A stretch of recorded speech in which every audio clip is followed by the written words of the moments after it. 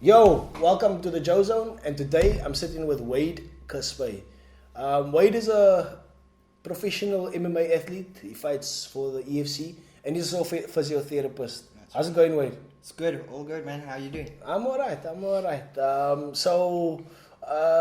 You fought recently on the 14th of April, and you won via armbar submission. Right, yeah. We took a photo of you. My cameraman took a photo of you. We were like, Awesome. head is inverted, and like before that, the fight before that you had was also in Cape Town. Oh no. The fight before that, I fought Chichamba in Sun City. Okay. That was my first taste of elbow to the jaw. Got Is it- knocked out. It's lovely.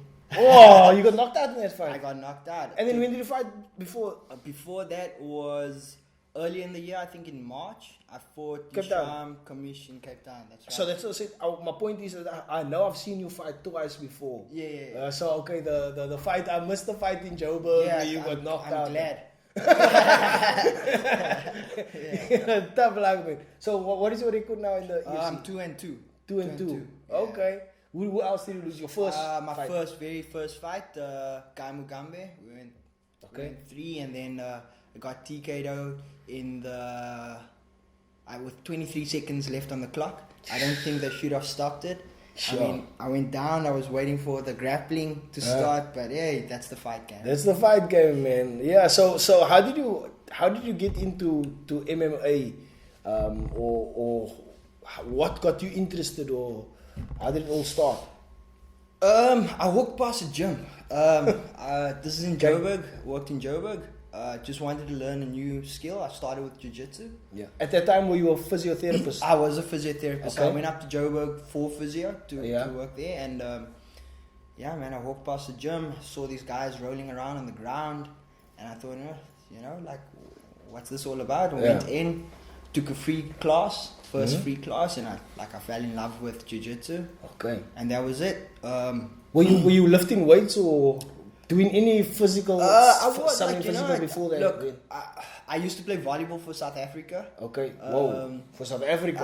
I used to play volleyball. You for told me South you play with volleyball, but not for South Africa. Yeah. Okay, that's an I achievement. used to play volleyball for South Africa, and obviously with work things had to slow down on that front, and there was just like that competitive kind of feeling was a little missing. Yeah.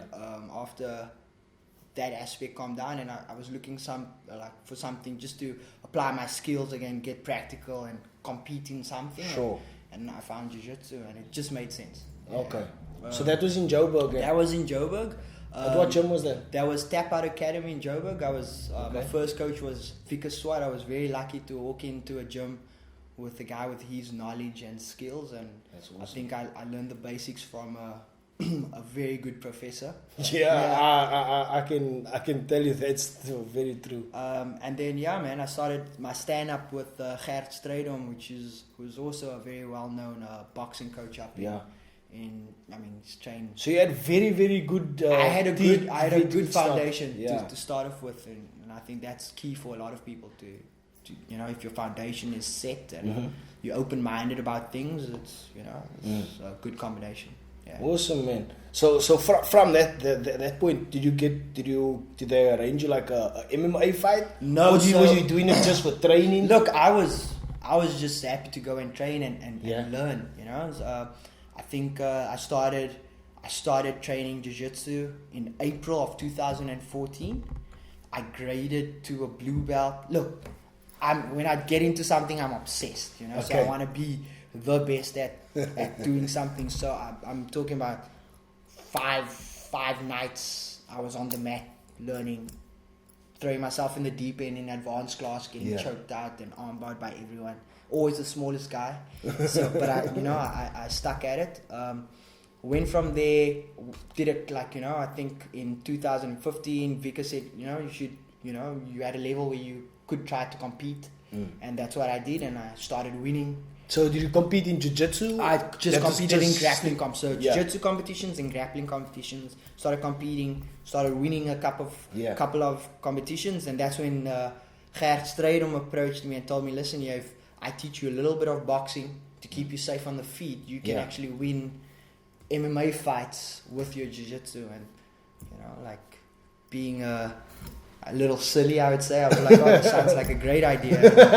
And I started training for MMA, or at least the stand-up part, towards the end of 2015. And so you had already been doing MMA jiu-jitsu for quite a while, but I would say like about a year and 2 months and then I started with stand-up classes, which was mainly boxing at the time, and then I had my first fight in I think July 2016 at Fight Star. So Fight Star, so 2 years after you started training, 2 years I started like you trained for a year jits, you trained for a year stand-up, and then I the nice thing about at the time they don't allow anyone just to train and compete. First thing, it was always you need to protect, or their philosophy was you need to protect your fighter. So you're not going to put him into a situation he can't handle. Yes. So I had to kind of be at a level before they trusted me to go in there and defend myself, I would say. Sure, that's quite responsible of them. Like definitely they waited for you to be at a level, to compete. I'd say that. Do they restrict if they feel somebody's not on that level? Will they say, listen here, you can't fight? Exactly. That's how it was. Okay. So only a certain... like... I also think it reflects on the gym. So if I wasn't ready to fight and, I'm going to fight a guy that's been training for a while, I'm going to get a loss. And the banner I represent is their gym. Yes. So the last thing they want, I would think any gym would want to see, is someone being very sloppy and coming from a gym. So to the outside world is that guy's from that gym, so that's probably how they train their fighters. So just So obviously if you want to be a successful fighter, you'll sort of steer clear of those exactly. gyms. That's not how I want to be represented. So I think there was a level to most of the guys that came out of the gym. A lot. So how many amateur fights did you have before? So I had 7, which was a roller coaster. Because to put it this way, my first amateur fight was in 2016 July. I went pro 2017 November. So I had 7 fights in that time. In how many months? So I fought 3 times in 2000, 3 times in 2016, and the rest four in so it was quite a busy. I mean, if you know fighting, and look, I was an amateur, but I prepped like a pro, so I had my 8 week, 6 week training camp, 10 week training camp at times. 3 years is quite. It's doable, because if you do in the beginning, the middle, and the end, but 4 is like. And also actually, there's 5 because I started. Wasn't it the 5th? Did you have the 5th fight in November? Was the 5th fight the professional fight? No. My 6th fight was my professional fight. Oh, okay. So it was a busy year for me. Okay. Yeah, man. And then your first professional fight was obviously in the EFC. In the EFC, against Sky Mugambe. Really tough opponent. I think I struck him with a couple of blows that I would have thought other guys that I fought before would have gone down with, and he just kept on coming. And that's when I realized, like, this is different. This is the pros. Welcome to the pros. Are a little different, but I think I represented myself well. I think I was a little silly. Most of the fight took place on the feet, and I'm a ground specialist. Or I shouldn't say specialist. But Did you have the opportunity to take him down? We did go to the ground a couple of times. And you went back up? Yeah, like he either got up, or when I got taken down once, I think he threw me. I got back up as well, because he's a big boy. I don't want to be underneath that. But yeah, it was an eye opener for me. Like, things like just my approach would have to change a little. Yeah. And I think I got that right. Yeah. It's always weird for a fighter because a fighter is there to fight. Exactly. So for you to say I have to be calculated and listen, I'm not ready here in the stand-up approach. Let me let me approach this problem with a different route. You have to be very sort of mature. Exactly. In that sense. Very true. We don't get paid overtime to be in that cage, right? So, yeah. You want to end the fight. You want to go home with as little damage as possible. Yes. I don't think I had the maturity in my first fight. Yes. Dragged out for 3 rounds, and what I should have done was just shoot for the takedown every opportunity I got, which I didn't. I stood with a striker, and I'm not a striker. If anyone, or at least at that time, I wasn't a striker. To his Exactly. strengths was maybe a little bit more. I think I was his 4th fight in the EFC, and it was my first fight in the EFC. So, he had that Hex experience. Yeah. I didn't. But like I said, I think on that night I represented myself. I feel I represented myself well. That's good. I mean, I lost and I still got a performance bonus. So nice, man. That should have at least gave me a little bit of hope of okay, maybe I do belong here. So even after your first fight, you knew you were gonna, after your first loss as your first fight, you knew you were gonna get back in there. Oh yeah, man. How did you after that loss, how did you take the loss and how did you get back in there stronger? It hurts, man. Any loss, if no one goes in there to lose. So I also don't do it for the money. I don't need to, I do it because I love the sport, So I just want to compete. I want to test my skills. So if I'm there and I'm failing, then it hurts. So straight after that, it was like, okay, this is what I did wrong. This is what I need to be better at, and play to my strengths, which is my jiu-jitsu or my grappling, my wrestling. And, from there, I just needed some time to reflect and then get straight back into training for whoever came next. And then, who was your next fight then? Isham Commission, that was a totally different fight. Also a very good stand-up fighter, good boxing, Where was that, in Cape Town? That was in Cape Town. Next fight, because I remember this next fight. Yeah, so that was in Cape Town. And it was quite exciting if I can recall. Yeah, so I think I don't know if someone can get matured over a couple of months, in that period, but from November to March. But I mean, you can if you lose in front of 50,000, I don't know how many thousand, there's people watching on TV.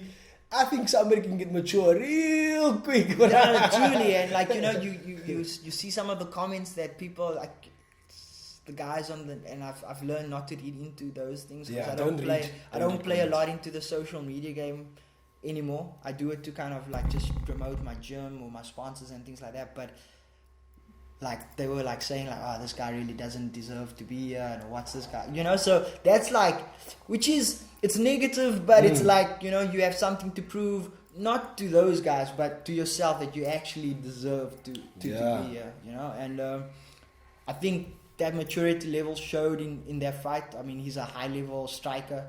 Ironically, he was trained at the time by my coaches, Matt and Don. Yeah. But my game plan was play to my strengths, and I think within the first 3 seconds the fight was on the ground. Yeah. At that time, who you I training was with for? SVG with Coach Steve Bazier. Oh, okay. So I made the change there to train with SVG. So I'm training with SVG Chichamba. It was a silly move from me. So he was originally supposed to fight Junior Karimbo. Yeah. And he got injured a week and a half to their fight. Got a call from Graham. Said, I see you've been training. You don't have to cut weight. We'll do this at bantamweight. You want to take the fight. And, again, a little bit of immaturity, but I've grown from there. Okay, so shouldn't your managers or your coaches have told you like, hold that? Look, Shouldn't that decision be more on them to say that rather than you at that early stage in your career? Look, it was always a team decision, and at that stage, I feel that we were training, so it might not have been at camp, but I was training. We were at a good level. My fitness was up. I was still, doing my strength and conditioning, so we never really stopped because we were kind of waiting for a call anyway. But yeah, man, like it might just be a 4 kilogram difference, but they big boys in bantam, or at least for me, they were big boys. And I think the negative side was I didn't get time to prep for altitude. I have my own little way of prepping for altitude, and I think that got me.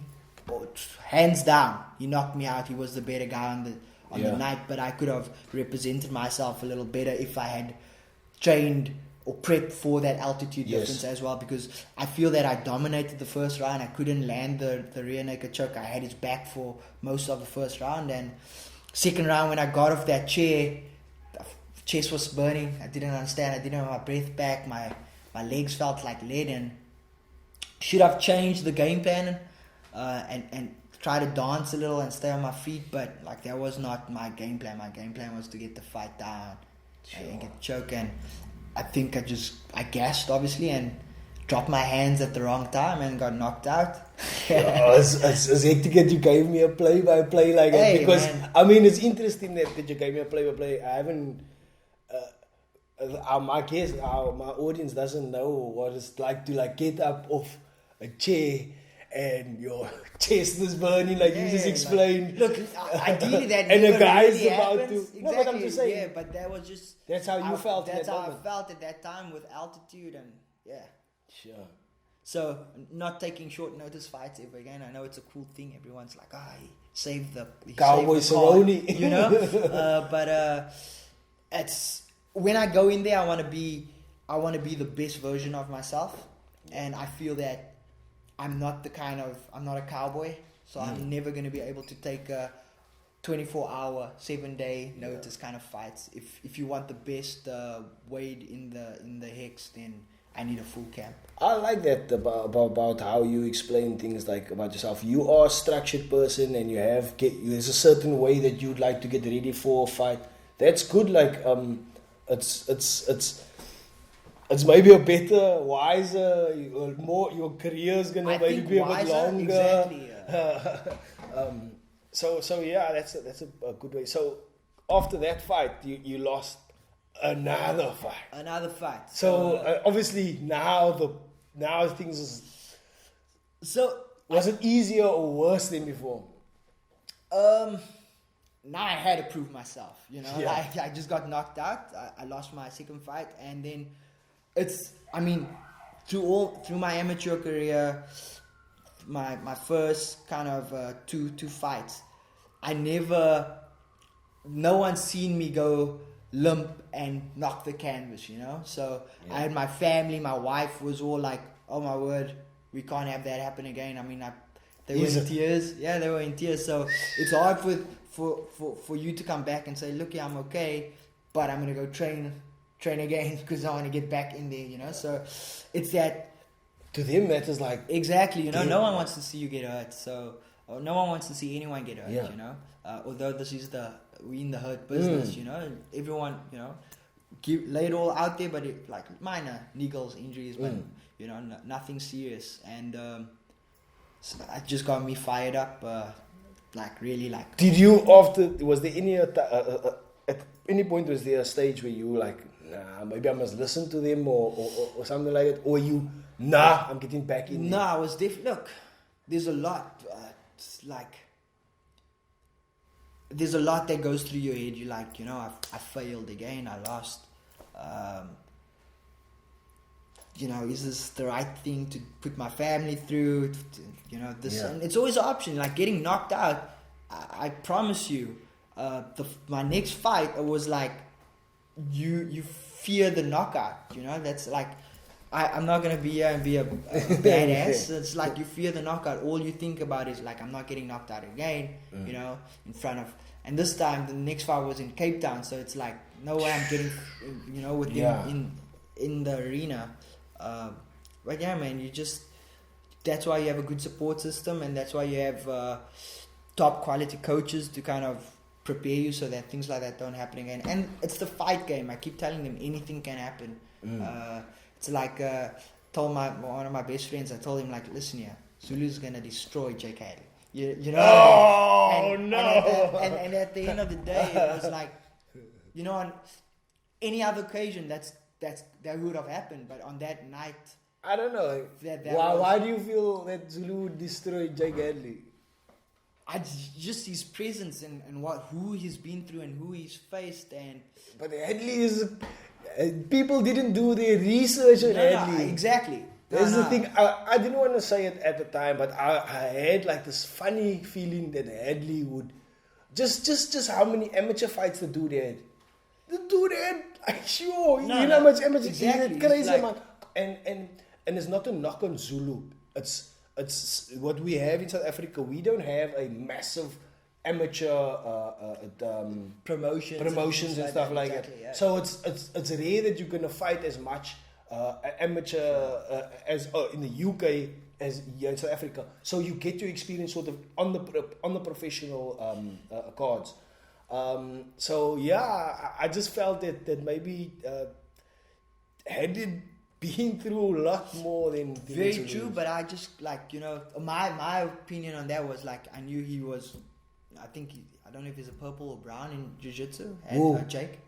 He's dangerous. Didn't you see how he was sucking his body so the whole thing was like, but then mine was, you know, Zulu had the opportunity to train with Henry Cejudo when he was over at the Ultimate Fighter. Yeah. So he stayed over there for a bit. So he was in the UFC for. You like, get what I'm not saying? Not in the UFC, but like training with these kind of quality guys.